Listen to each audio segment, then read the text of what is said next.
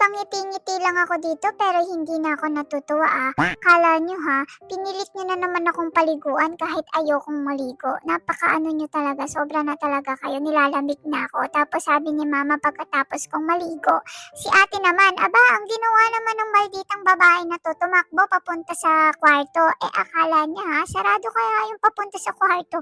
Nilakaya yan ni mama para hindi siya makatakas para makuha pa rin siya.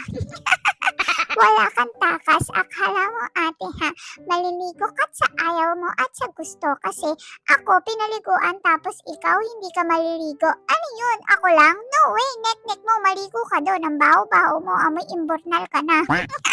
Naglalaro nga sila dito ng patintero kasi sabi ni ate ayaw daw niya maligo. Anong ayaw mo maligo? Sino ba ang masusunod? Si mama o ikaw? Di ba ako? Alam ko ako Tapos nilalamig na ako, sabi ni mama, tsaka na lang daw ako mag-blower pagkatapos ni ating maligo. Kaso naghahabulan pa sila, nagsasabunutan pa sila ni ate.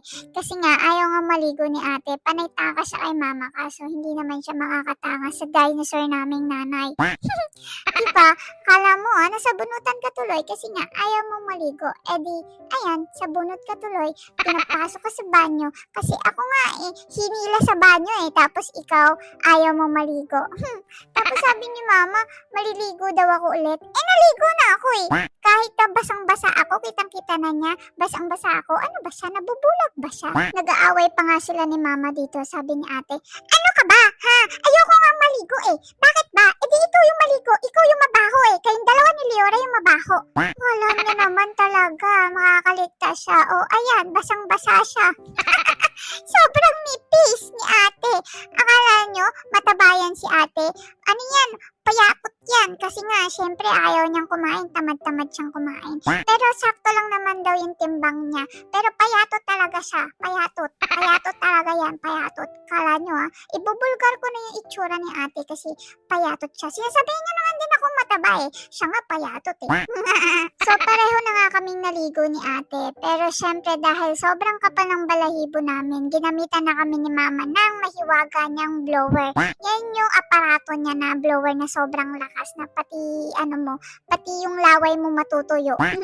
Kasi sobrang lakas nga kasi hindi naman daw kami pwedeng i-blower ng pantao kasi nga sobrang kapal ng balahibo namin. Kasi kapag binlower kami ng blower ng pangtao, hindi kami matutuyo. Baka 2 oras nagpapatuyo pa si mama. Uugod-ugod na si mama nun. Diba? Ito yung blower na ginagamit ni mama. Sobrang tagal niya. Sabi ni mama siguro nasa 3 taon o 2 taon na sa kanya tong blower na to. Ito yung blower na pang-aso talaga. Sobrang lakas niyan. Pwede nyo naman din niyang hinaan and meron din niyang heat. Pero hindi naman ginagamit ni mama yung pang-heat kasi nga syempre mainit naman yung panahon ngayon. And kaya nga kami naligo syempre para malamigan. Pero ayan, puro blower lang talaga. Tapos si mama napagod na kaya nagpa-help na siya kay dada. Uy, ang macho ni dada. Tapos sabi naman ni mama, magpapabango daw kami kahit naligo na kami. Kahit mabango na kami, kailangan mas mabango pa daw talaga kami. Yung alam niyo yun talagang umaamoy, humahaluhuyak, mahalamahuyak, mahamahuyak. Ayun na yun, basta yun na yun.